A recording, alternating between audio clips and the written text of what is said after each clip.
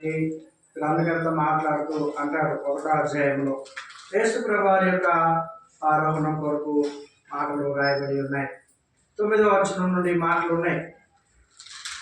ఈ మాటలు చెప్పి వారు చూచుచుండగా ఆయన ఆరోహణమాయెను.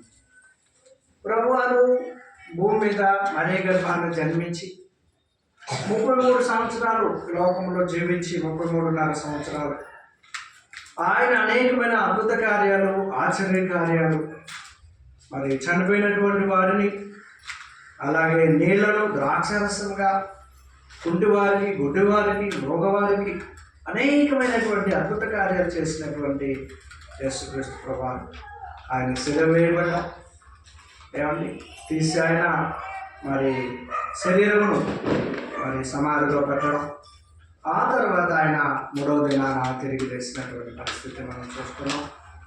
3వ దినాన ఆయన తిరిగి లేచిన తర్వాత కూడా మీరు అపోస్తలుల కార్యంలోనే ఉన్న మనం 1:3 చూడండి. ఆయన ఎన్ని దినాలు అతనికి కనపడినాడండి అంటే ఆయన శ్రమ పడిన తర్వాత 40 దినముల వరకు వారికి కనపడచ్చు. ఆరోహణమై వెళ్ళిపోలేదండి ఆయన 40 దినాలు మనుషులందరికీ మనం కొరింథీ పత్రికలో చదువుతాం. అనేక మందికి ఆయన కనపడినట్టుగా మనం చూస్తూ ఉంటుంటాం. అయితే చివరిగా మనం అక్కడ 9లో చదివింది ఏంటంటే ఆయన ఆరోహణమై వెళ్ళిపోతున్నప్పుడు జరిగిన సంఘటన చూడండి. ఈ మాటలు చెప్పి వారు చూచుచుండగా ఆయన ఆరోహణమాయెను. అప్పుడు వారి కన్నులకు కనబడకుండా ఒక మేఘం ఆయనను కొనిపోయింది.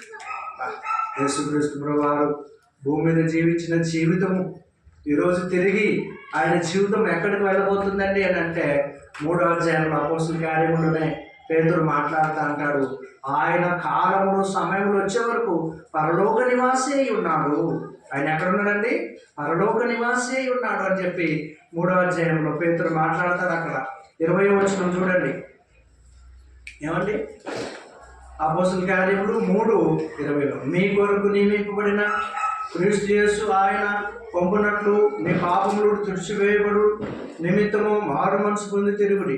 అదిగోండి 21లో అన్నిటికీ కుదురుబాటు కాలములు వచ్చినని దేవుడు ఆది నుండి తన పరిశుద్ధ ప్రవక్తల నోట పలికించాడు. అదిగోండి అండర్లైన్ చేయండి అన్నమాట. అంతవరకు అంటే పాత నిబంధనలో ప్రవక్తలు, పాత నిబంధన అంతా కూడా క్రీస్తు ప్రభువారి కోసం మాట్లాడి ఆ ప్రవచనాలన్నీ కూడా క్రీస్తు ప్రభువులో నెరవేరి ఆ సమయం వచ్చే వరకు, అందుకని ఇక్కడ పేతురు అంటున్నాడు అంతవరకు యేసు పరలోక నివాసి అయ్యుట ఆవశ్యకం. ఎక్కడున్నాడు ఆయన? పరలోక నివాసిగా ఉన్నాడు. భూమి మీదకి వచ్చాడు. ఏమండి? భూమి మీద జీవించిన జీవిత కాలాన్ని ముగించుకొని ఆయన మళ్ళా పరలోకం వెళ్ళిపోతా ఉన్నాడు. ఆశ్చర్యం అన్నమాట. ప్రియ దేవుని బిడ్డలారా, దీని ద్వారా నీకు నాకు మనకు ఏమి అర్థమవుతుంది? మనకేమి అర్థమవుతుంది? మనకేంటి భరోసా? మనకేంటి ధైర్యం? క్రీస్తు యేసులో ఉన్న వారికి ఒకటే నిరీక్షణ ఏంటంటే మనం కూడా చనిపోతాం, సమాధి చేయబడతాం, తిరిగి లేస్తాం. ఇది మన నిరీక్షణ. క్రైస్తవుల యొక్క నమ్మకం ఇదే. క్రైస్తవుని యొక్క గురి ఏంటి అంటే సమాధి చేయబడతాం, చనిపోతాం, తిరిగి ఒక దినాన తిరిగి లేస్తాడు. ప్రభు అయిన క్రీస్తు లేస్తాడు. అపోస్తలుల కార్యంలో అనేక చోట్ల ప్రభువారి యొక్క సువార్త అపోస్తలులు అదే బోధించారు. 4వ అధ్యాయంలో చూడండి. అపోస్తలుల కార్యం 4వ అధ్యాయంలో అపోస్తలులు అదే బోధించారు. ఆయన ద్వారా మనకి ఏం కలుగుతుంది? మృతుల పునరుత్థానం కలుగుతుంది. మరణించి తిరిగి లేస్తాం. మనం కూడా తిరిగి లేస్తాం. ఇది ఈనాడు భూమి మీద మనుషులందరూ తెలుసుకోవాల్సిన విషయం. ఒకవేళ ఏ దేశమైనా, ఏ భాష వారైనా, ధనవంతులైనా, పేదలైనా, ధనికులైనా, చదువున్నవారు, చదువులేని వారైనా ప్రతి వారు గ్రహించాల్సిన విషయం ఏంటంటే యేసుక్రీస్తుని బట్టి నీకు ఉపయోగం ఏంటంటే మృతుల పునరుత్థానం. 4వ అధ్యాయం చూడండి.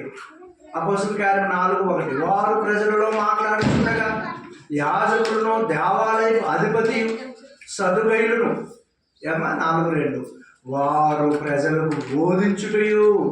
అపోస్తలులు పేతురు, యోహాను ఏం బోధిస్తున్నారండి? యేసును బట్టి మృతులలో నుండి పునరుత్థానము కలుగునని ప్రకటించుతున్నారు. కనుక ఈరోజు నీవు నేను మనం కూడా లోకానికి, మనుషులకు తెలియజేయాల్సింది ఏంటి అంటే మృతుల పునరుత్థానం ఉంది, మరణించి తిరిగి లేస్తామని ఒక దినాన. ప్రభువారు కూడా అలాగే మరణించి తిరిగి లేచారు ఆయన. కనుక పిల్లరా యేసుక్రీస్తు ప్రభు శరీరము కుళ్ళు పట్టలేదు. కాబట్టి 2వ అధ్యాయంలో పేతురు మాట్లాడుతూ ఆ మాట అన్నాడు చూడండి. యేసుక్రీస్తు ప్రభు వారి యొక్క శరీరం ఏం పట్టలేదట. 2వ అధ్యాయం 27లో నీవు నా ఆత్మను పాతాళములో విడిచిపెట్టవు, నీ పరిశుద్ధుని కుళ్ళు పట్టనీయవు. కనుక ప్రభు శరీరం ఏమవ్వలేదనంటే మనం చదివాం ఆల్రెడీ. శిష్యులు వెళ్ళారు అక్కడికి, స్త్రీలు వెళ్ళారు సమాధి దగ్గరికి. వస్త్రం ఒకటి తలకు చుట్టిన వస్త్రం అక్కడ పడి ఉంది. బాడీకి అంటే యూదులు ఏం చేసేవారంటే బాడీకి గుడ్డ చుట్టించారు. మనకి ఎలాగ అర్థమవుతుంది? లాజరు విషయంలో లాజరు బయటికి రమ్మని ప్రభు చెప్పినప్పుడు ఏం కనపడింది? బట్టలన్నీ ఆయనకి చుట్టినట్టుగా. అలాగే ప్రభు యొక్క శరీరాన్ని శిష్యులు చూడడానికి వెళ్ళినప్పుడు అవన్నీ కూడా అక్కడ పడి ఉన్నాయి. అంటే ప్రభు యొక్క శరీరం ఏమవలేదండి, కుళ్ళు పట్టలేదు అని మనం ఎక్కడ చదువుతాం? మాట కీర్తనల గ్రంథంలో చదువుతాం చూడండి. పాత నిబంధనలో యేసుక్రీస్తు ప్రభు గురించి పరలోకమందున్న దేవుడు ఆయన సేవకుల ద్వారా, ఆయన భక్తుల ద్వారా పాత నిబంధన అంతా కూడా క్రీస్తు ప్రభు వారి వైపు చూపిస్తూ ఉంటుంటుంది. ఆయన మరణం, ఆయన పుట్టుక, ఆయన సమాధి, ఆయన యొక్క పునరుత్థానం, ఆయన సంఘం, ఆయన రాజ్యం, వీటన్నిటి కోసమే పాత నిబంధనలో దేవుడు తన సేవకుల ద్వారా అనేకమైనటువంటి ప్రవచనాలు. కీర్తన గ్రంథము 16వ కీర్తన, దయచేసి గ్రంథాలను చూడండి. అక్కడ గ్రంథకర్త మాట్లాడుతూ అంటాడు, ఏమండి నీ పరిశుద్ధుని శరీరము ఏమవుదండి, కుళ్ళు పట్టదు, కుళ్ళు పట్టని. నిజానికి అద్భుతం అండి యేసుక్రీస్తు ప్రభు వారి శరీరం కుళ్ళు పట్టకపోవడం అనేటువంటి విషయం. చదువుతాను చూడండి 16:10 వచనంలో, ఎందుకనగా నీవు నా ఆత్మను, ఇదే మాట ఇందాక మనం అపోస్తలుల గారు 2:27లో చదివాం. ఎందుకనగా నీవు నా ఆత్మను పాతాళములు విడిచిపెట్టవు, నీ పరిశుద్ధుని కుళ్ళు పట్టనీయవు. ఏమా ఫుట్ నోట్స్లో ఏముంది? కింద ఫుట్ నోట్స్లో 2 వేసారు చూడండి. గోతిని చూడనీయవు. అద్భుతం అండి. రాసు ప్రపంచ మానవ చరిత్రలో కానీ గ్రంథాలు కానీ మీరు ఆలోచించే. ఎందుకు అని అంటే పరలోకమందు ఉన్నటువంటి దేవుడు శరీర ఆకారంలో మానవుడి మధ్యలో నివసించాడు ఆయన. ఎందుకంటే శక్తి, దేవుని యొక్క దైవత్వము శరీరంలో నివసించింది. దైవత్వము శరీరంలో నివసించింది. ఎవరి కొరకు? నీ కొరకు, నా కొరకు, ఈ మానవాళ్ళందరి కొరకు. ఈ మానవులు పాపంలో జీవిస్తున్నారు, నరకానికి వెళ్ళిపోతారు. అందుకని దేవుని యొక్క అనాది ప్రణాళిక, జగత్తు పునాది వేయబడకమునిపై దేవుడు చేసినటువంటి నిజ సంకల్పం ఇది. ఆ నిజ సంకల్పంలో భాగంగా యేసుక్రీస్తు ప్రభువారిని కాలం అనుకూలమైనప్పుడు ఆయన భూమి మీదకి క్రీస్తు ప్రభువారిని పంపించారు. ఆయన శరీరం ధరించారు. ఆయన శరీరం ఏమవలేదండి, కుళ్ళు పట్టలేదు. ఏమైంది బాడీ? ఈ రక్త మాంసాలు ఏమై ఇప్పుడు మనం బట్టలు పెడతాం మనల్ని, ఒక వారం రోజులు వెళ్ళిపోయాక చూస్తే ఎలా ఉంటుందండి మన బాడీ? డీకంపోజ్ అయిపోతూ ఉంటుంది. పాడేయడానికి ఎన్ని రోజులు ఉంటుంది దాంట్లో ఒక లెక్క.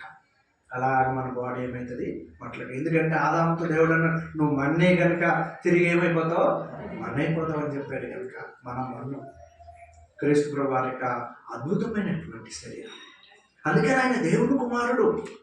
మరి దగ్గర ఆ దూత మాట్లాడినప్పుడు ఇదిగో నీకు ఒక కుమారుడు కలుగుతాడు, ఆయన దేవుని కుమారుడు, సర్వోన్నతుడు దేవుని కుమారుడు అనబడతాడు.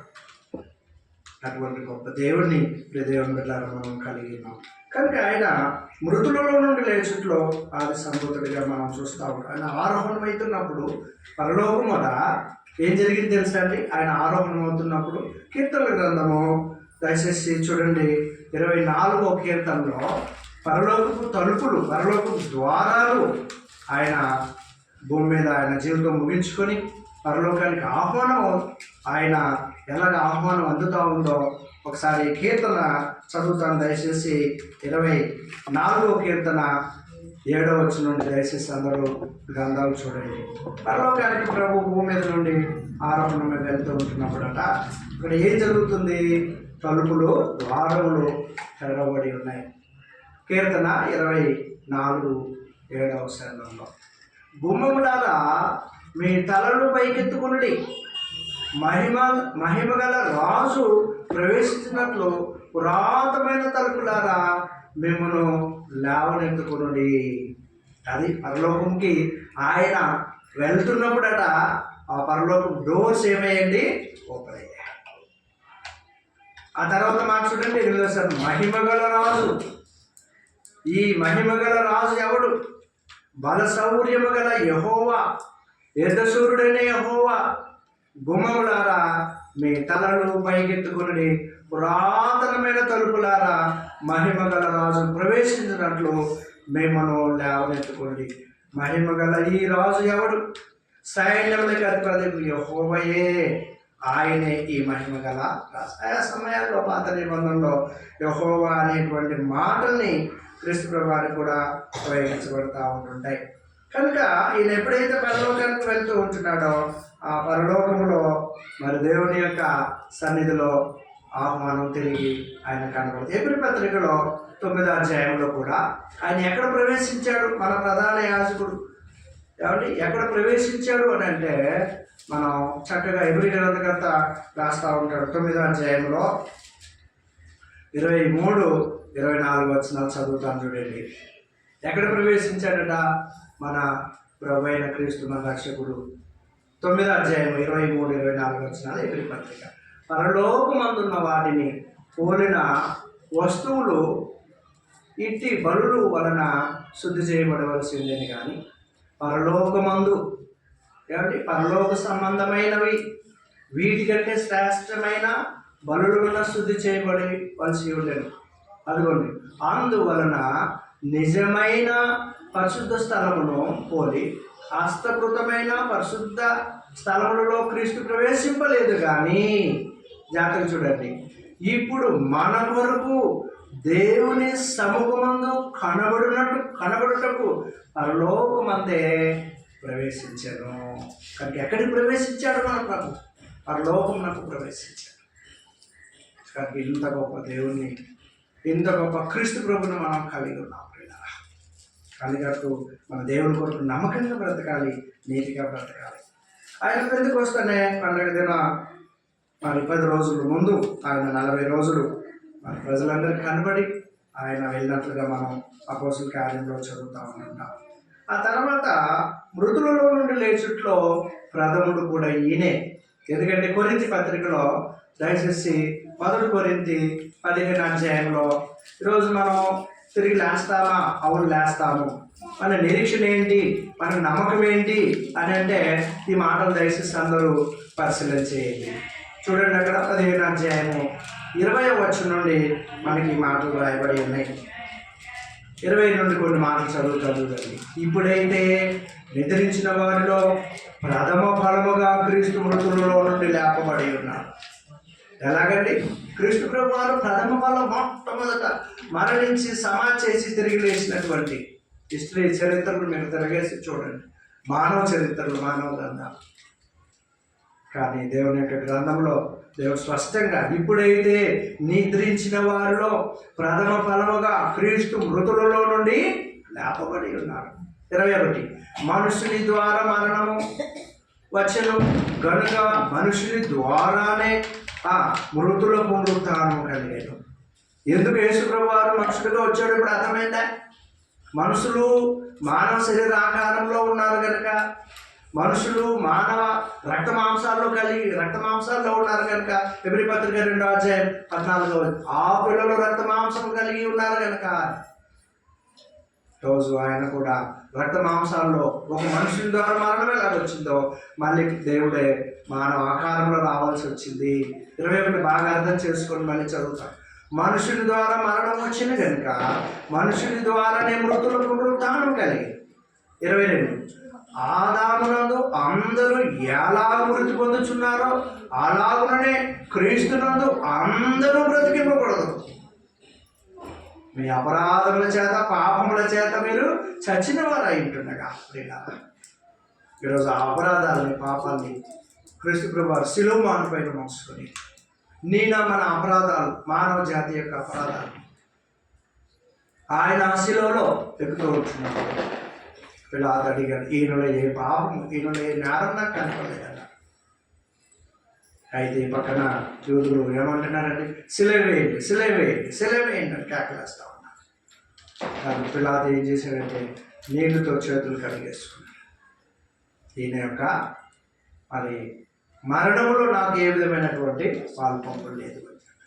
ఇక్కడ యేసుక్రీస్తు ప్రభువు వారి యొక్క ఆగమనం, ఆయన మానవాకారంలో రావడం, మనుషుల కొరకు జీవించడం, అద్భుత కార్యాలు ఆశ్చర్యకార్యాలు చేయడం, ఆయన లోకంలో జీవించినటువంటి జీవిత కాలం అంతా కూడా మరి సుమారుగా 30 సంవత్సరాలు మరి తల్లి అనగా మరి మరియా అలాగే తల్లి యేసు వారి కుటుంబంతో జీవించడం, ఆ తర్వాత 3 సంవత్సరాలు పరిశీలన చేయడం, ఇవన్నీ మనం జాగ్రత్తగా మన జీవితంలో జీర్ణించుకొని అటువంటి గొప్ప రక్షకుడిని మనం కలిగి ఉన్నామనేటువంటి తృప్తితో క్రీస్తు కొరకు మన నోటి మాటలు, మన జీవితాలు, మన కంటి చూపుతో మనం దేవునికి పాపం చేయకుండా దేవుని కొరకు బ్రతకవలసిన వారంగా ఉన్నాం. 23లో చూడండి, 23 అక్కడే ప్రతి వాడును తన వరుసలోనే, అంటే ప్రతి వాడు అంటే నీవు నేను మన ముందున్నోళ్ళు ఎప్పుడైనా అవాదాల దగ్గర చనిపోయిన ప్రతి వాడు కూడా అన్నమాట. ప్రతి వాడును తన వరుసలోనే బ్రతికింపబడును. ప్రథమ ఫలము క్రీస్తు, తర్వాత క్రీస్తు వచ్చినప్పుడు ఆయన వారు బ్రతికింపబడుతారు. కనుక ఇది క్రైస్తవులకు దేవుడు ఇచ్చినటువంటి గొప్ప నిరీక్షణ, గొప్ప నమ్మకం. కనుక మనం ఏ విధంగా క్రీస్తు ప్రభువును వెంబడించడానికి వెనకాడడానికి వీలేమీ లేదు, వెనకాడాల్సిన అవసరం ఏమీ లేదు. ఎందుకంటే ఆయన మనకు పునరుద్ధానం కలిగి ఉన్నారు. కనుక ఎలా ఉంటుంది? క్రీస్తు ప్రభువు వారి యొక్క శిలువ మరణం సమాధి చేయబడినప్పుడు ఏం జరిగిందండి అని అంటే, పాత కొత్త నిబంధనల మధ్యలో ఒక సంఘటన చదువుతాను. మత్తయి సువార్త 27వ అధ్యాయంలో ఆయన మరణించినప్పుడు ఒక అద్భుత విషయం ఒకటి జరిగింది. ఏమండి? అద్భుతమైనటువంటి విషయం ఏంటంటే 27వ అధ్యాయము 50 వచ్చిన మత్తయి సువార్తలో యేసు మరలా బిగ్గరగా కేక వేసి ప్రాణం విడిచాడు. అప్పుడు దేవాలయపు తెర పైనుండి క్రింది వరకు 2గా చినిగెను. భూమి వణికెను, బండలు బద్దలాయను, సమాధులు తెరవబడెను, నిద్రించిన అనేక మంది పరిశుద్ధుల శరీరములు లేకపోయారు. వారు సమాధుల్లో నుండి బయటికి వచ్చి ఆయన లేచిన తర్వాత పరిశుద్ధ పట్టణంలో ప్రవేశించి అనేకులకు, ఆయన మరణిస్తేనే భూమి ఏమైందటండి? వణికిందట. ఆ యెరూషలేములో ఉన్నటువంటి దేవాలయపు తెర, గర్భగుడికి అంటే పాత నిబంధనలో ప్రత్యక్ష గుడారంలో ఒక తెర ఉండేది. అది అతి పరిశుద్ధ స్థలం, పరిశుద్ధ స్థలాన్ని వేరు చేసేటువంటి ఒక తెర. ఏమండి? ఆ తెరట ఈయన ఎప్పుడైతే మరణించాడో తెర ఏమైందండి? నడిమికి చూపింది. అంతేకాదు, 3వ విషయం ఏం చెప్పాడు అక్కడ మత్తయ్య గారు? సమాధులు తెరవబడ్డాయి. చాలా మంది నిద్రించిన వారు లేచారట. లేచిపోయిన తర్వాత ఏమండి? అందరూ కూడా బయటకు వచ్చేసి అనేకులు దాటపడినారు. ఈరోజు ఈ మాట ఇంటుంటే నీకు నాకు మనకు ధైర్యం రావాలి, విశ్వాసం బలపడాలి. ఎందుకంటే ఆయన మరణ వార్త విన్నప్పుడే, మరణానికే వాళ్ళు ఏం చేశారన్నమాట? సమాధులు తెరవబడితే రేపు క్రీస్తు ప్రభువు వారు వచ్చినప్పుడు ఆర్భాటంతోనూ ప్రధాన దూత శబ్దంతోనూ మృతులు తిరిగి లేస్తారు. అటువంటి గొప్ప భాగ్యము ఒక క్రైస్తవుడికి ఉంది అని చెప్పేసి మనం గ్రహించాలి. ఎందుకు అని అంటే, ఎందుకు లేస్తాం మనము, ఏం చేయడానికి అనే దానికి యోహాను సువార్తలో 5వ అధ్యాయంలో ఒక మాట మనం చదువుతాం. 5వ అధ్యాయము యోహాను సువార్త చూడండి దయచేసి 28-29 వచన. యోహాను సువార్త 5వ అధ్యాయం 28-29 వచనాల్లో, దీనికి ఆశ్చర్యపడుకుడి, ఒక కాలం వచ్చుచున్నది, ఆ కాలమున సమాధుల్లో ఉన్న వారందరూ ఆయన శబ్దం విని. సమాధుల్లో ఎలా వింటారు ఆయన శబ్దం? వినారా? ఆశ్చర్యంగా లేదా? సమాధుల్లో ఏముంటుందండి అంటే, వెళ్ళి చూస్తే గాలి అయిపోయి ఉంటుంది, లేకపోతే అక్కడ ధూళి, అదంతా బూడిదగా. కానీ అక్కడ ప్రభు చెప్పిన మాట ఇక్కడ ఆశ్చర్యమైన మాట చూశారండి. ఆయన బతుకున్నప్పుడు చెప్పిన మాట, దీనికి ఆశ్చర్యపడుకుని, ఒక కాలం వచ్చుచున్నది, ఆ కాలంలో సమాధుల్లో ఉన్నవారందరూ ఆయన శబ్దం విని, మేలు చేసిన వారు జీవ పొందుతానన్నప్పుడు, కీడు చేసిన వారు తీర్పు పొందుతానన్నప్పుడు బయటికి వచ్చేదారు. ఏమా గొప్ప నిరీక్షణ, గొప్ప విశ్వాసం. ఈరోజు మనం సిద్ధపడాల్సింది ఎక్కడికంటే ఈ జీవితం అయిపోయిన తర్వాత తదనంతరం ఉండబోయే జీవితం కొరకు సిద్ధపడాలి. మన ప్రభు అయిన క్రీస్తు భూమి మీదకి వచ్చి ఈరోజు మనకి ఇచ్చింది ఏంటంటే ఇదే నిరీక్షణ.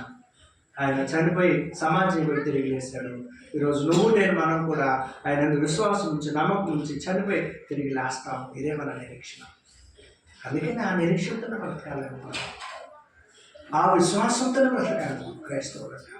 ఇంకా ఈ లోకంలో నెత్తుకుంటూ ఈ లోకం కొరకు జీవిస్తూ ఆస్తుల కొరకు, అంతస్తుల కొరకు, బంధుత్వం, ప్రేమలు ఇవన్నీ అవి తాత్కాలికం, అవి కొంతకాలమే, కానీ శాశ్వతంగా. అందుకే ప్రభు అయిన క్రీస్తు మత్తయి సువార్తలో నాకంటే ఎక్కువగా అన్నదమ్ములైనను, అక్కచెల్లెళ్ళైనను, తల్లిదండ్రులైనను, భూములైనను ఆశ్చర్యం వేస్తుంది ఆ మాట. నాకంటే అంటే ఏంటి? ఎవరిని ప్రేమించాలి? మొట్టమొదట ఆయన ప్రేమించాలి, ఆ తర్వాతే మిగిలినటువంటి నీ విషయాలు. అందుకని ఈరోజు పిల్లలు మన నిరీక్షణ ఇది, మన నమ్మకం ఇది. ఆయన తిరిగి లేచారు, మనం తిరిగి లేస్తాం. ప్రతి వారు ఒక్కొక్కరు వారి వరుసలో లభిస్తారు. ఈ వరుసలో లభిస్తాం అనేటువంటి అంటే ఏంటి? దీన్ని బట్టి మనకి ఏమర్థం అవుతుంది? చనిపోయాక ఇంకొక జీవితం ఉంది. చనిపోయాక ఏమండి? ఏ ఒక జంతువు చచ్చిపోతుంది, ఇటుకెళ్ళి అక్కడ పడేస్తాం, ఏదో అయిపోతుంది. తర్వాత ఒక అడవిలో పెద్ద జంతువు ఏంటంటే ఏడుకు చచ్చిపోతుంది, అక్కడ పడేస్తారు. మహాఖడ్గమృగం ఏంటది? సింహము, పులు చచ్చిపోతారు. వాటి కోసం ఎవరు అకౌంట్ చేయరు, ఎవరు అడగరు లెక్క. ఓ పులి ఎంతమందిని తినేసామని అడగరు ఎవరు. కానీ ఈరోజు నువ్వు నేను మనం ఏం చేసామో అడుగుతాను. మన జీవితం అక్కడ రాయబడుతుంది. మనం మంచి చేసామా, చెడు చేసామా? దేవుని దగ్గర రకంగా మనం చదువుతాం కదా, గ్రంథములు విప్పబడే ప్రతి వాని క్రియలను బట్టి తిరిగి తెచ్చుకుంటాం. అందుకని భయం ఉండాలండి. ఇది చూడడానికి భయం ఉండాలి, మాట్లాడడానికి భయం ఉండాలి, ఈ క్రియ చేయడానికి భయం ఉండాలి. క్రైస్తవులుగా నీకు నాకు. ఎందుకంటే ఇంత ఆశ్చర్యమైనటువంటి ఆలోచనలు, ఆశ్చర్యమైనటువంటి దేవుని గ్రంథాన్ని మనం చూస్తూ ఉన్నాం కనుక పిల్లల మృతులు పునరుత్థానముంది. చనిపోయిన తర్వాత మనం తిరిగి లేస్తామనేటువంటి గొప్ప నిరీక్షణ, గొప్ప విశ్వాసం మనకు ఉంది. అందుకనే మనం చేయాల్సినటువంటిది ఏంటంటే దేవుని కొరకు జీవించే వాళ్ళంగా ఉండాలి. మనం దేవుని కొరకు బ్రతికే వాళ్ళంగా ఉండాలి. ఎందుకంటే అపోస్తల కార్యంలో ఇందాక చదివిన భాగంలో 1వ అధ్యాయము మళ్ళీ చదువుతారు చూడండి, 9 నుండి కొన్ని మాటలు. అపోస్తల కార్యం 1వ అధ్యాయం 9వ వచనంలో ఈ మాటలు చెప్పి వారు చూచుచుండగా ఆయన ఆరోహణమాయను. అప్పుడు వారి కన్నులకు కనబడకుండా ఒక మేఘము ఆయనను కొనిపోయేది. అంటే యేసుక్రీస్తు ప్రభు వారి వైపు శిష్యులందరూ చూస్తూ ఉన్నారు. ఇలాగా ఏమన్నా చూస్తుంటుంటే ఇలా కళ్ళు ఎంతవరకు చూడగలిగాయి అంటే ఒక మేఘం వచ్చిందట ఆయనకేమి, ఆయన కనబడకుండా అడ్డొచ్చేసింది. ఆ మేఘం అడ్డొచ్చేటప్పటికి మామూలు మన నేత్రాలకి ఇంకా ఆయన కనపడలేదు. కానీ అప్పుడు ఒక సంఘటన జరిగింది. 10వ వచనం చూడండి. కాబట్టి ఆయన వెలుచుండగా వారు ఆకాశం వైపు తేరి చూచుచుండేది. ఇంకా మా ప్రభు మరి ఎందుకండి ఎంత ఆశ ఉంటుందో చూడండి. ఆయనతో జీవించిన వాళ్ళు వీళ్ళు, 3.5 సంవత్సరాలు తిరిగిన వాళ్ళు, ఆయన చేసిన అద్భుత కార్యములు చూసిన వాళ్ళు, ఆయన పెట్టినటువంటి రొట్టెలు చేపలు తిన్నటువంటి మానవ మాత్రులు ఉన్నటువంటి శిష్యులు ఏం చేస్తారండి? అయ్యో మా ప్రభు వెళ్ళిపోయాడే, మా ప్రభు వెళ్ళిపోతున్నాడే, ఏమ్మా మా ప్రభు వెళ్ళిపోతున్నాడే. ఒక్కోసారి చనిపోయిన బాడీ అక్కడ ఉంటే మనం కూడా అలాగే ఏడుస్తాం. అయ్యో నన్ను వదిలేసి వెళ్ళిపోయావా, మమ్మల్ని వదిలేసి వెళ్ళిపోయావా, పిల్లల్ని వదిలేసి వెళ్ళిపోయావా. బాడీని చూసి ఏడుస్తాం, కానీ వీళ్ళు ఎటువైపు చూస్తారండి? పరలోకం వైపు చూస్తున్నారు. అదే 10వ వచనం, వారు ఆయన వెళ్ళుచుండగా వారు ఆకాశం వైపు తేరి చూచుచుండరి. ఎంత భరోసా చూడండి. ఇదిగో తెల్లని వస్త్రములు ధరించుకునే 2 మనుషులు వారి యొద్ద నిలిచి. ఎంత ఆశ్చర్యం అండి ఇదంతా కూడా పిల్లల. దేవుడు ఎందుకు ఇటువంటి అద్భుతమైనటువంటి విధి విధానాలను దేవుడు మానవుల కొరకు ఏర్పాటు చేశాడో చూడండి. వెళ్ళిపోయాడంటే వెళ్ళిపోయాడు, ఇంకా కనపడకుండా వెళ్ళిపోతే సరిపోను కదా. వారందరూ చూస్తూ ఉన్నారు. నిరీక్షణ, వారి విశ్వాసం, వారి నమ్మకం. ఈరోజు నీకు నాకు మనకు భరోసా ఇవ్వడానికి దేవుడు ఏర్పాటు చేసినటువంటి ఏర్పాటు ఇది. వారు చూస్తూ ఉంటుంటే వెళ్ళిపోయాక మళ్ళీ అమ్మయ్య మా ప్రభు కనపడలేదని ఊరుకోవాలి కదా. అద్భుత రీతిలో మళ్ళీ ఏం జరిగిందండి? 2 మనుషులు వారు ఆకాశం వైపు తేరి చూచుచుండిరి. ఇదిగో తెల్లని వస్త్రములు ధరించుకునే ఇద్దరు మనుషులు వారి యొద్ద నిలిచి. 11వ వచనం. అది కూడా చూసారు ఏం మాట్లాడు. గలిలయ మనుషులారా, మీరెందుకు నిలిచి ఆకాశం వైపు చూచుచున్నారు? ఓ మనుషులారా, ఎందుకు చూస్తున్నారు ఆయన ఆరోహణమై వెళ్ళిపోతా ఉంటుంటే ఎందుకు చూస్తూ ఉంటున్నారు మీరు? మీ కన్నులకి కనబడడు ఆయన ఆరోహణమై వెళ్ళిపోయాడు. ఆరోహణమై వెళ్ళిపోతా ఉన్నాడు. గలిలయ మనుషులారా, ఏమండి ఎందుకు తేరి చూస్తూ ఉంటున్నారు మీరు? ఇద్దరు మనుషులు వచ్చారు ఆకస్మికంగా. వారు తెల్లని వస్త్రాలు ధరించుకున్నటువంటి మనుషులాగా కనపడతా ఉన్నారు, మాట్లాడుతున్నారు. వారు ఎదురు చూస్తూ ఉన్నారు, అటువైపు ఆకాశం వైపు చూస్తూ ఉన్నారు. నిరీక్షణ వాళ్ళకి ఏంటంటే మా ప్రభు వెళ్ళిపోయాడండి. మనసులో బాధ, ఆ మనసులో వేదన. అసలు ఆయన వైపు చూస్తూ ఉంటుంటే అయ్యో మా ప్రభు వెళ్ళిపోయాడు అనేటువంటి ఆ బాధతో వారు చూస్తున్నప్పుడు వెంటనే ఒక ధైర్యం, వెంటనే ఒక ఆదరణ.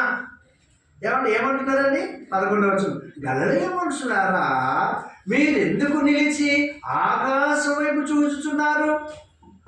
మీ యొద్ద నుండి అండర్లైన్ చేయండి అన్నమాట. మీ యొద్ద నుండి పరలోకమునకు చేర్చుకొనబడిన ఈ యేసే ఏ రీతిగా పరలోకమునకు వెళ్ళటం మీరు చూచితురో ఆ రీతిగా ఆయన తిరిగి వచ్చినని వారితో చెప్పారు. ఇంకా అనేక మంది రోజు క్రీస్తు నమ్మకపోవడానికి కారణాలు ఏమన్నా ఉంటాయండి అంటే మారలేక నమ్ముకోవట్లేదు అంతే. పాప జీవితాన్ని విడిచిపెట్టలేక ఏమున్నాయండి? ఇక్కడ అన్ని ఆధారాలు ఉన్నాయో, ఎంత నిరీక్షణ ఉందో ఇక్కడ పిల్లరా, ఎంత నమ్మకం ఉందో క్రీస్తు ప్రభు వారి జీవితానికి కోసం మనం సెర్చ్ చేస్తే ఆయన ఆరోగ్యమే వెళ్ళిపోతాం. ఓ గలిలయ మనుషులారా, ఆయన ఏ రీతిగా పరలోకమునకు చేర్చుకోడు, ఏ రీతిగా వెళ్ళిపోయాడో మళ్ళీ ఆయన ఆ రీతికినే వస్తాడు. ప్రభు చెప్పిన మాట మనం గుర్తు చేసుకోవాలి. యోహాను సువార్త 14వ అధ్యాయంలో అంటున్నాడు, మొదటి వచ్చిన యోహాను సువార్త 14వ, మీ హృదయములను కలవరపడనీయుడి, దేవుని యందు విశ్వాసం ఉంచుచున్నారు, నా యందు విశ్వాసం ఉంచుడి. ఇది ప్రభు భూమి మీద ఉన్నప్పుడు శరీరధారిగా ఉన్నప్పుడు చెప్పినటువంటి ఈ మాట. ఏమండి? నా తండ్రి ఇంట అనేక నివాసములు కలవు, లేని ఎడల మీతో చెబుదును, మీకు స్థలము సిద్ధపరచ వెళ్ళుచున్నాను. ప్రియదేవుని బిడ్డలారా, నీకు స్థలం అక్కడ కావాలా? ప్రియదేవుని బిడ్డలారా, నీకు స్థలం కావాలా? అదిగా ఆయన స్థలం సిద్ధపరచడానికి వెళ్ళాడు. నీ నిరీక్షణ ఎలా ఉంది? నీ నమ్మకం ఎలా ఉంది? నువ్వు ఎలాగో ప్రార్థన చేస్తున్నావు? ఎలాంటి విశ్వాసంతో ఉంటున్నావు? ఎవరి కొరకు బ్రతుకుతున్నావు? ఎవరి కొరకు బ్రతుకుతుంటున్నావు? మీ హృదయాన్ని ఒక్కసారి ప్రశ్నించుకోండి, ఒకసారి అడగండి. ఎంత నీకు విశ్వాసం ఉందో, ఎంత పర్సెంటేజ్ ఉందో ఒకసారి ప్రశ్నించుకోండి. దేవుని బిడ్డలకు ఆలోచించేయాలి. మనం శాశ్వతంగా యుగ యుగాలు దేవుని కొరకు ఉండబోయేటువంటి, దేవుని రాజ్యంలో ఉండబోయే ఆ జీవితం కొరకు ఆతృత పడకుండా ఈ 60-70 సంవత్సరాలు ఉండే జీవితం కొరకు సిద్ధపడతా ఉంటుంటాం. అప్పుడు వండుకుంటాం, సాయంకాలం కూర ఏంటని ఆలోచన చేస్తాం.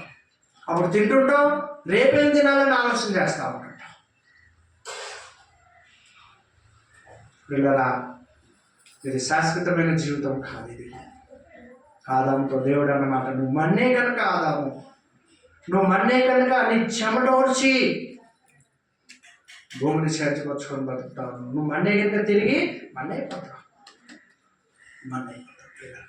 ఇవి వాస్తవాలు. దేవుని గ్రంథం మానవులు వినడానికి, మానవులు నమ్మడానికి దగ్గరగా ఉన్నటువంటి వాస్తవాలు ఇవి. ఏ ఒక కట్టు కథ కాదు, అనగనగనగా ఏదో జరిగింది కాదండి. ఇది కాదు పిల్లల. అందుకే ప్రభు అంటున్నాడు, ఏమన్నాడని? నేను వెళ్ళి 3వ వచనంలోని యోహాను సువార్త 14:3, నేను వెళ్ళి మీకు స్థలం సిద్ధపరిచిన ఎడల నేనుండు స్థలములో మీరును ఉండులాగున మరలా వచ్చి నా యొద్ద నుండుటకు మిమ్మును తీసుకొని పోవుదును. ఈరోజు మన విశ్వాసాన్ని మనం పరీక్షించుకోవాలి. మన భర్తలు, మన పిల్లలు, మన కుటుంబాలు దేని కొరకు బ్రతుకుతున్నామా? మనం అక్కడ స్థలం సిద్ధపరచుకున్నామా? నాకు అక్కడ ఒకళ్ళు ఏందండి, విశాఖపట్నంలో ఒక ఇల్లు ఉందండి, హైదరాబాద్లో 4 స్థలాలు ఉన్నాయండి. నువ్వు చనిపోయాక ఏం చేస్తావు అయ్యి? కానీ పరలోకంలో ఉందా ఆ ఇల్లన్నా? క్రీస్తు ప్రభువాన్ని నువ్వు సొంత రక్షకుడిగా అంగీకరించావా? క్రీస్తు ప్రభువాన్ని నీ హృదయంలో ప్రతిష్ఠించుకున్నావా? పిల్లలు ఆలోచించే, ఈరోజు మన బంధువులు, మన స్నేహితులు, మన గ్రామం, మన అన్న వాళ్ళందరూ కూడా ఏమైపోతా ఉంటున్నారో, ఎక్కడికి వెళ్ళిపోతారో చనిపోతే. ప్రభు ఎంత గొప్ప భరోసా. అందుకే అక్కడ దూతలు అన్నారు కదా, అపోజిట్ గారు ఉంటారు, ఆయన ఏ రీతికి వెళ్ళాడో ఆ రీతికినే మరలా వస్తాడని చెప్పిన మాట ముందుగానే ప్రభు చెప్పాడు. మన నిరీక్షణ ఇది, మన విశ్వాసం ఇది. 5వ వచనంలో 4వ వచనంలో చూడండి, నేను వెళ్ళుచున్న స్థలమునకు మార్గము మీకు తెలియనని చెప్పాడు. అందుకు తోమా, ప్రభువా ఎక్కడికి వెళ్ళుచున్నావో మాకు తెలియదే, ఆ మార్గం ఎలాగూ తెలియనని ఆయన అడగా. చూడండి 6వ వచనం, ఏమా? యేసు నేనే మార్గమును సత్యమును జీవమును, నా ద్వారా తప్ప ఎవడును తండ్రి వద్దకు రాడు. అది మార్గం ఎవరు? తోమా నేనే. సత్యం ఎవరు? నేనే. నా ద్వారానే నువ్వు ఎక్కడికి వస్తావు? ఇదిగో తండ్రి దగ్గరికి నేనే. భూమి మీద మానవుడి నుండి పరలోకానికి వారధి అంటే ఏంటండి? బ్రిడ్జ్.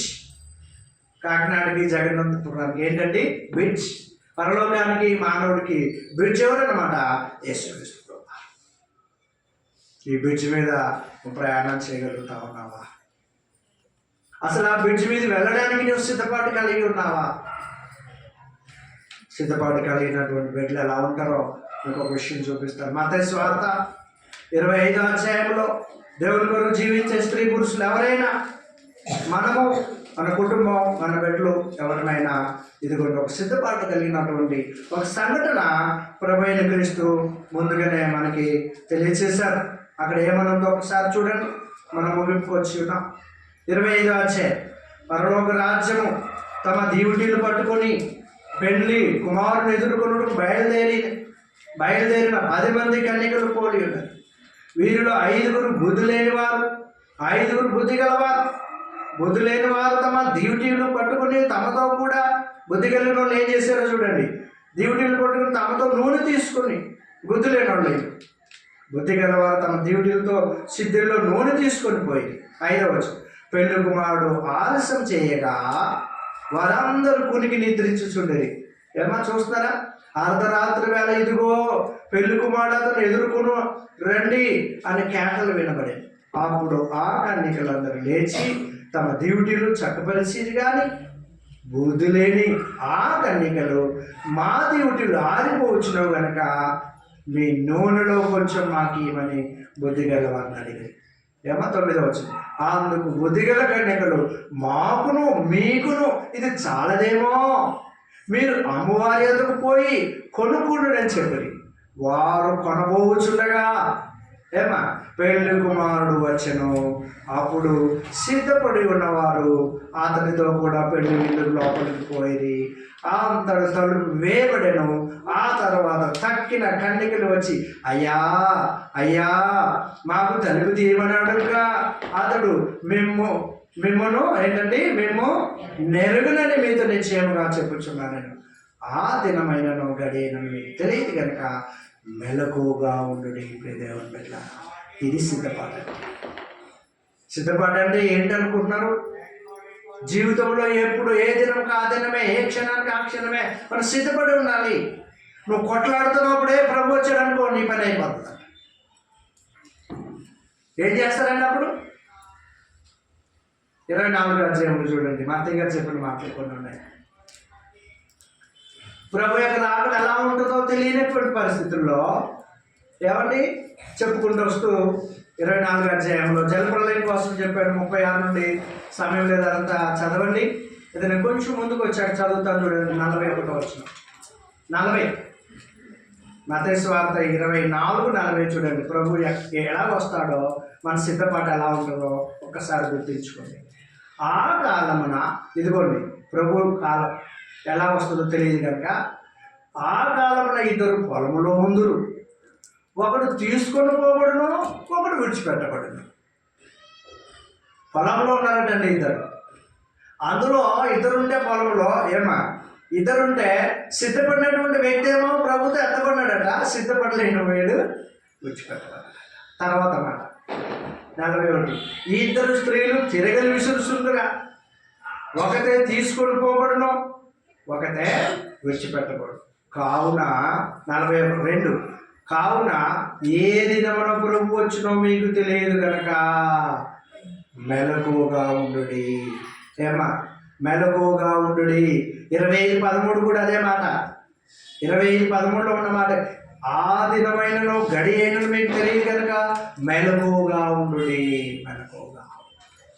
ప్రియా సోదరి సహోదరుడా, నువ్వు మెలకువగా ఉన్నావా? నిద్రపోతున్నావా? ఏ నిద్ర ఇది? ఆత్మీయ నిద్ర. భక్తిలో, నీతిలో, విశ్వాసంలో, నమ్మకంలో, వాటి జ్ఞానంలో, యథార్థతలో, ఈ విషయాల్లో నువ్వు నిద్రపోతే, మనం నిద్రపోతే అంతే సంగతులు. మనం విడవగొడతాము. చివరి మాటలు దయచేసి తెస్సలోనికీయులకు రాసిన మొదటి పత్రిక 4వ అధ్యాయంలో కొన్ని మాటలు చదివి ఇది నాన్న క్రీస్తు ప్రభువు వారి యొక్క ఆరోహణము, ఆ తర్వాత ఆయన యందు మనకున్నటువంటి నిరీక్షణ, విశ్వాసము, ఇవి నేను ముగించేస్తాను. దయచేసి ఒకసారి తెస్సలోనికీయులకు రాసినటువంటి మొదటి పత్రిక 4వ అధ్యాయము 13 నుండి కొన్ని మాటలు చదువుతాం. అందరికి తెలిసినటువంటి అనేక సార్లు మనం వింటున్నటువంటివే, కానీ ఆయన ఒకసారి మీకు గుర్తు చేస్తాను. 13 నుండి 18 వరకు అయితే లాస్ట్ మాట చదువుతా. ఆర్భాటంతో, ప్రధాన దూత శబ్దంతో ఇవన్నీ చెప్పిన తర్వాత 18వ వచనంలో చూడండి. 4:10 మొదటి తెస్సలోనికీయులకు రాసిన పత్రిక 4:18. కాబట్టి మీరు ఈ మాటల చేత ఒకరినొకడు ఆదరించుకున్నాడు. ఒక దినాన్ని ఆయన వస్తారు. ఇక అపోస్తలుల కార్యములు 1వ అధ్యాయంలో ఆ దూతలు చెప్పారు కదా, ఆ గలిలయ మనుషులారా ఎందుకు ఆకాశం వైపు తేరి చూస్తున్నారు? ఆయన ఏ రీతిగా వెళ్ళాడో ఆ రీతిగా వస్తాడన్నదానికి ఇక తెస్సలోని పత్రికలో ఆర్భాటంతో, ప్రధాన దూత శబ్దంతో ప్రభు రానై ఉన్నాడు. ఎప్పుడు వస్తాడో మనకు తెలియదు. పేతురు రాసిన 2వ పత్రిక 3వ అధ్యాయం 10వ వచనం చదివితే ఎలా వస్తాడనంటే అక్కడ దొంగ వలే వస్తాను అన్నాడు. ఈరోజు మనం ఒకవేళ పొలంలో ఉన్నామేమో, ఇంట్లో ఉన్నామేమో, డ్యూటీలో ఉన్నామేమో, ప్రభు వచ్చినట్లయితే ఎత్తపడతామా? ఆ ఎత్తపడేటువంటి జీవితాలు మనకున్నాయా? ఆ ఎత్తపడేటువంటి ఆలోచన ప్రభు వస్తే ఇప్పుడు నేను ఎత్తపడతానని నిరీక్షణ ఉందా మనకి? ఆ నమ్మకం ఉందా? అటు నమ్మకం కలిగి మనం జీవించాల్సిన అవసరం ఉంది. ఫిలిప్పీయులకు రాసిన పత్రిక 3వ అధ్యాయంలో పౌలు మాట్లాడుతూ అంటాడు. 20-21 వచనం, మన పౌరస్థితి పరలోకమందున్నది, అక్కడి నుండి ప్రభువైన యేసు మన రక్షకుని నిమిత్తము కనిపెట్టుకొని, ఎక్కడికైనా మన ప్రభువైన క్రీస్తు అక్కడ ఉన్నాడు తండ్రి కుడి పార్శ్వన. అందుకని మనం ఏం చేస్తున్నామండి? ఆయన కొరకు నిరీక్షణ పెట్టుకొని, ఆయన వస్తాడని, ఆయనతో ఎత్తబడాలని, ఆ పరలోక రాజ్యంలో ప్రవేశించాలని నిరీక్షణ కలిగి ఉన్నామంటాడు పౌలు ఇక్కడ. 20 వచనం చూడండి, మన పౌరస్థితి ఎక్కడుందట? పరలోకమందున్నది, అక్కడ నుండి ప్రభువైన యేసుక్రీస్తు అను రక్షకుని నిమిత్తము కనిపెట్టుకుని ఉన్నాము. 21, సమస్తమును తనకు లోపరుచుకున్న జాలని శక్తిని బట్టి ఆయన మన అట్లే చేయండి అన్నమాట, ఆయన మన దీన శరీరములను తన మహిమ గల శరీరములకు సమరూపము గల దానిగా మార్చబడను. అయ్యా 70 కేజీలు ఉన్నాను, నేను 100 కేజీలు ఉన్నాను, ఎలా ఎత్తపడతాను? మార్చబడతాను, ట్రాన్స్ఫర్ అవుతాయి. ఏ శరీరాలవి? మన దేన శరీరాలు, మహిమ గల శరీరాలు. ఇప్పుడు ఇక్కడ ఏ శరీరంతో మరి ధనవంతుడు బాధపడతా ఉన్నాడు? అక్కడ ధనవంతుడు యాతన పడుతున్నాను అన్నాడు. అందుకని రేపు మన ఈ శరీరాలు, మట్టి శరీరాలు మట్టిలో కలిసిపోతే రేపు ఆయన మరొక శరీరాన్ని, ఏ శరీరాన్ని? ఆత్మకు శరీరాన్ని కూడా ఉన్నాడు. ఆ ఆత్మకి ఇచ్చిన శరీరమే అగ్నిలో కావుతుంటే మనకి ఏం తెలుస్తుంది? నొప్పి తెలుస్తుంది. సరే, భూమి మీద పుట్టినందుకు ఒక పుట్టిన బిడ్డ దగ్గర నుండి వాడు పుట్టాడు అని అంటే వాడు పెరిగి పెద్దవాడై భూమి మీద జీవితం, చనిపోయిన జీవితం, ఎంత జీవితం ఉందో దేవుని బిడ్డలారా ఆలోచించేయండి. తరుగులారా, బిడ్డలైన వాళ్ళారా, బాలకులు, యవనస్తులు, స్త్రీ పురుషులందరూ. ఊరికి నేను పుట్టానండి, తింటానండి, తాగుతానండి, చచ్చిపోతానండి అంటే కాదు. నువ్వు చనిపోయా కూడా ఒక జీవితం ఉంది.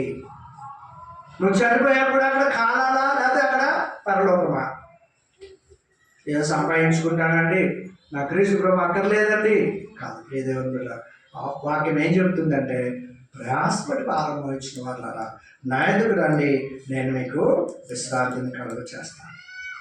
చివరి మాట యోహాను రాసిన మొదటి పత్రిక 3వ అధ్యాయం. ఈ మాటలు అందరూ బైబిల్ గ్రంథం తీసి చూడండి. నేను ముగించేస్తాను ఈ మాట చదివి. యోహాను రాసిన మొదటి పత్రిక 3వ అధ్యాయం. మనము దేవుని పిల్లలమని పిలువబడినట్లు తండ్రి మనకెట్టి ప్రేమ అనుగ్రహించునో చూడండి. క్రైస్తవులు అంటే ఎవరటండి? దేవుని పిల్లలు. దేవుని పిల్లలు. ఏమా, మనము దేవుని పిల్లలు అని పిలువబడినట్లు తండ్రి మనకి ఎట్టి ప్రేమ అనుగ్రహించునో చూడుడి. మనము దేవుని పిల్లలమే. ఈ హేతువు చేత లోకం మనల్ని ఎరగదు, ఏలైనగా అది ఆయన ఎరగలేదు. 2వ వచనం చూడండి. మొదటి యోహాను 3:2. ప్రియులారా, ఇప్పుడు మనము దేవుని పిల్లలమై ఉన్నాము. ఎప్పుడు? ఈ శరీరంలో ఉన్నాం కదా. ఇప్పుడు మనం దేవుని పిల్లలమై ఉన్నాము. ఏమండి, మనం ఇక ఏమవుదుమో అది ఇంకా ప్రత్యక్షపరచబడలేదు. కానీ ఆయన ప్రత్యక్షమైనప్పుడు, ఎవరు? ప్రభు ప్రత్యక్షమైనప్పుడు ఆయన ఉన్నట్లుగానే ఆయనను చూతుము గనక ఆయనను పోలి ఉందమని ఎరుగుదుము. ఎంత గొప్ప వాక్యమో పిల్లరా. ఇప్పుడు మనం దేవుని పిల్లలు. ప్రజెంట్ ఈ క్రైస్తవులంగా దేవుని సంఘంలో, దేవుని రాజ్యంలో జీవిస్తున్నాం. కానీ ఆయన వచ్చినప్పుడు అప్పుడు మనం దశలోని పత్రికలో కుడివైపున ఎడమవైపున దేవుడు చేసినటువంటి ఏర్పాటు. ఎంత గొప్ప ఏర్పాటు దేవుని బిడ్డలారా. విశ్వాసంలో బలహీనపడకండి, వాక్యంలో బలహీనపడకండి, దేవుని జ్ఞానంలో బలహీనపడకండి. దేవుని కొరకు జీవించే జీవితంలో ఎక్కడ కనిపించలేకండి. రక్షణ పోగొట్టుకుంటాం. మన రక్షణ మనం పోగొట్టుకుంటాం. కొంత విశ్వాసం బలహీనపడితే చాలు, రక్షణకి దూరమైపోతా ఉంటాం. ఆ విశ్వాసం బలహీనపడితే దానికి ఇంకోటితోడై అది ఇంత అయిపోతుంది. ఒక్కటి ప్రవేశిస్తే చాలు, అవిశ్వాసము, అల్ప విశ్వాసము, అజ్ఞానం, మన సొంత రక్షణ మన నుండి దూరమైపోతాం. అందుకని ప్రభునందు ప్రియమైన దేవుని బిడ్డలారా, బుద్ధి లేని కన్యకలను చూసాం కదా. డ్యూటీని పట్టుకోవాలి. ఆ డ్యూటీ ఆరిపోతుందని తెలుసు వీళ్ళకి. డ్యూటీ ఆరిపోతుందని తెలిసి ఏం చేయాలంటే ఎవరి కాళ్ళే కొంచెం ఎక్స్ట్రా నూనె తీసుకెళ్ళాలి. ఆ ఎక్స్ట్రా నూనె తీసుకెళ్ళాలని తెలిసి కూడా వెనకాల నూనె తీసుకెళ్ళిపోవాలి. చివరికి అక్కడికి వెళ్ళారు. డ్యూటీలు ఎదురుగుతున్నాయి. అందరూ 10 మంది నిలబడినారు. పెళ్లి కుమారుడు కొంత ఆలస్యమైంది. ఈలోగా బుద్ధి లేని 5 మంది డ్యూటీలు ఏమవుతున్నాయండి? ఆరిపోతున్నాయి. అప్పుడు కనువిప్పు కలిగింది వాళ్ళకి. అమ్మా, మీరు కొంచెం నూనె ఇవ్వండి, మా డ్యూటీలు ఆరిపోతున్నాయి. వాళ్ళు అన్నారు, బుద్ధి కలిగిన కన్యకలు సిద్ధపాటు కలిగి కొన్ని సిద్ధిల్లో నూనె తీసుకెళ్ళినటువంటి ఆ బిడ్డలు అంటున్నారు, ఇది మీకు మాకు సరిపోదు, మీరు ఆ అమ్మే వాళ్ళ దగ్గరికి వెళ్ళి తెచ్చుకుంటారు. ఆ అమ్మో అయితే తెచ్చేసుకుంటామని వెళ్ళారు. ఇలా వెలుగుమాడు వచ్చాడు, తలుపు వేయబడింది. అంటున్నారు, అయ్యా తలుపు ఇప్పుడు ఈ దగ్గర వరకు ఇప్పుడు ఉన్నాం, మీరెవరో నాకు తెలియదు. అది సిద్ధపడండి. ఈరోజు అనుకుంటాం మనం, ఏమండి తండ్రి ఆదివారం రాలేకపోయాడు, ఒక ఆదివారం వస్తాను ప్రభా, సాయం చేయి. ఇదేంటి, ఎందుకు రాలేకపోయావు? వాయ్, ఇదిగో ప్రభా, ఇప్పుడు ఈ విశ్వాసంలో దిగజారిపోయింది, నువ్వు తిట్టాను, కొట్టాను, లేదన్నా, ఎందుకు చేశాను? ఆ సమయంలోనే ఒకవేళ ప్రభు రాకడ వచ్చినట్లయితే పిల్లారా, మన జీవితాలు ఏమవుతాయి? అందుకని యేసుక్రీస్తు ప్రభునందు మనకున్న నిరీక్షణ, మనకున్న నమ్మకం చాలా గొప్పది. ఎందుకంటే ఆయన చనిపోయి తిరిగి లేచిన వాళ్ళ ప్రథముడు. ఆరోహణమై వెళ్ళిపోతుంటే ఒక మేఘం వచ్చి ఆయన ఏం చేసిందండి? ఆయన కమ్మేసింది. దేవదూతలు వాళ్ళిద్దరు వచ్చారు. గలిలయ మనుషులారా ఎందుకు చూస్తున్నారు? ఆయన వెళ్ళిపోతా ఉంటుంటే ఎందుకు చూస్తున్నారు మీరు? ఆయన ఏ రీతికి వెళ్ళాడో మళ్ళా అదే రీతికి వస్తాడు. అందుకని అట్టి ఒక నిరీక్షణ నీకు నాకు మనకుంది. ఆ నిరీక్షణతో బ్రతుకుదాం. పరలోక రాజ్యాన్ని సంపాదించుకుందాం. పిల్లల ఈ భర్తలు, భార్యలు, పిల్లలు, ఆస్తులు, అంతస్తులు ఇవన్నీ ఈ శరీర జీవితం వరకే. కానీ పరలోక రాజ్యం కొరకు మనం సిద్ధపాటు కలిగి మన రక్షకుడు మన ప్రభు భూమి మీదకి వచ్చారు. 33 సంవత్సరాలు జీవించారు. దైవము శరీరంలో జీవించింది, మానవుడు కాదని. అందుకే ఆయన శరీరము ఆ ఇల్లు చూసారు. శిష్యులు చూసేటప్పటికి అక్కడ ఇక్కడ ఒక బట్ట, అక్కడ ఒక తల చుట్టిన గుడ్డ పడిపోయి ఉన్నాయంటే ఏమైంది? 3 రోజులు ఆయన శరీరం లేక ఆయన శరీరం ఏమైపోయింది? ఆయన శరీరం ఏమైపోయింది? కనపడలేదు వీళ్ళకి. ఆయన పుట్టినప్పుడు కూడా పరిశుద్ధ ఆత్మశక్తి చేత గర్భము ధరించబడ్డాడు. రక్త మాంసాలు కావాలా ఆయనకి? 33 సంవత్సరాలు ఏం తిన్నారు ఆయన? ఏం తాగారు ఆయన? ఆలోచన చేయండి. దైవమే శరీరంలో మానవాకారంలో జీవించింది.